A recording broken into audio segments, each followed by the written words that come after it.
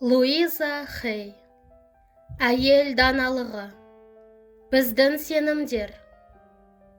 Келесі кезекте жағымсыз наным сенімдерімізден қалай құтылуға болатыны жайлы, немесе оларды дұрыс бағытқа өзгерту туралы сөз қозғайық. Алдымен жағымсыз сенімдерді анықтауымыз қажет.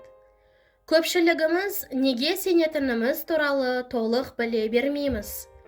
Жағымсыз наным сенімдерді жағымдыдан ажыратып алсақ, жағымсыз ойлармен күресу жеңілірек болады. Неге сенетініңізді жылдам анықтаудың ең тиімді тәсілі тізім жасау. Бірнеше парақ қағаз алыңыз да әр қайсысына мен неге сенемін? Ер азаматтарға, жұмысыма, ақшаға, тұрмыс құруға, махаббатқа, денсаулыққа, қартаюға, өлімге деп жазыңыз. Оларға үлкен мән беріп, құрметпен жазыңыз, және бөлек-бөлек қағазға түртіп отырыңыз. Бұл жаттығуды 2 минуттың ішінде орындауға болмас. Біраз уақыт кетуі мүмкін.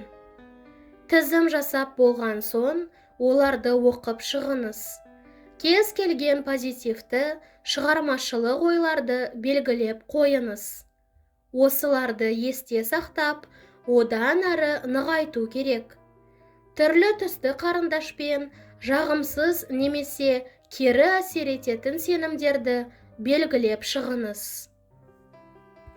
Олар сізді артқа тартып тұрады.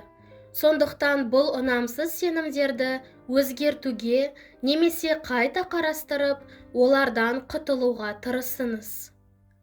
Өзіңізге келесідей сұрақтар қойыңыз. Бұл сенім өмірде маған керек пе?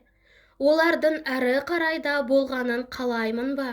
Егер тағдырыңыздың басқаша болғанын таңдасаңыз, жаңа тізім жасаңыз.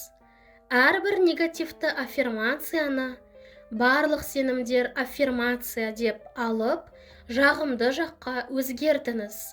Мысалы, менің жігіттермен қарым-қатынасым жөнді емес аффирмациясын ер азаматтар мені жақсы көреді деп ауыстыру керек.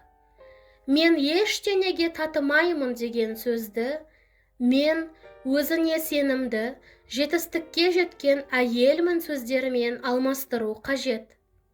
Жақсы жұмыс табудың жолдарын білмеймін емес, өмір маған керемет жұмыс ұсынады деген дұрыс. Бір аурудан екінші ауруға тап боламын сөзі дені сау, мықты жанмын ұғымына ауысады. Жоғарыдағылар менің өмірімнен алынған мысалдар. Сіз де дәл осылай ұнамсыз жайттарды жақсы жаққа өзгерте аласыз. Сізге қажеттінің бәрін жасап алуға болады. Жаманды жақсыға ауыстырыңыз. 10 пікірлерді күнбе-күн дауыстап, оқып отырыңыз. Мұны айнаның алдында жасауға кеңес беремін. Сонда тез іске асады. Айна аффирмацияларды жариялауға ең ыңғайлы, құпияға толы жер.